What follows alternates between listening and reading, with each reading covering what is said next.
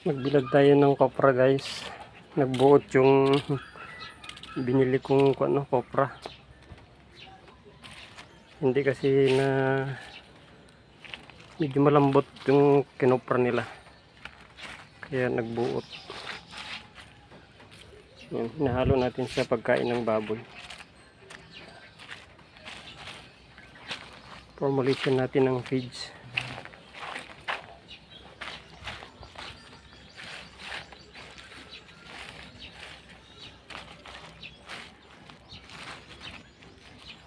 Mura lang yung copper dito guys.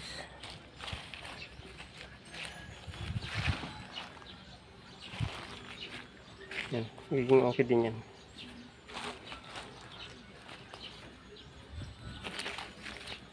Tapos nagbilad din tayo ng sapal ng soya meal. Sayang masisira kasi siya. Ito guys, may nakuha tayong sapal ng soya meal. Hinaluan ko na siya ng darak. Mataas kasi yung crude protein nito guys.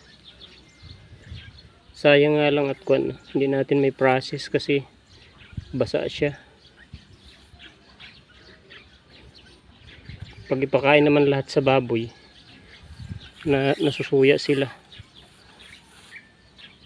Maganda sana kung may pelletizer guys.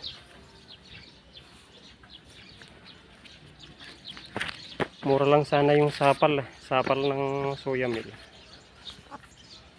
Kasi hindi natin may stock. Ayun guys, nag-iisip tayo ng nagpo-formulate tayo ng pakain natin sa baboy para yung mga ingredients naman na ginagamit nila ay available naman dito sa atin. Murang binibili sa atin tapos mahal natin na binibili. Kaya aralin din natin. Kahit pang sarili lang. Maganda naman yung outcome guys ng katawan ng mga baboy ko.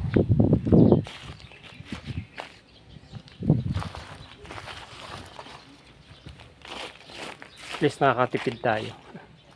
Grabing mahal ng feeds kasi guys. Kulang lang sa atin wala tayong pelletizer.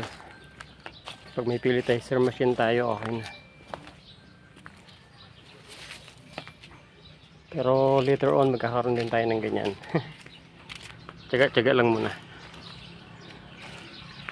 Yan. Ganda yung init ngayon.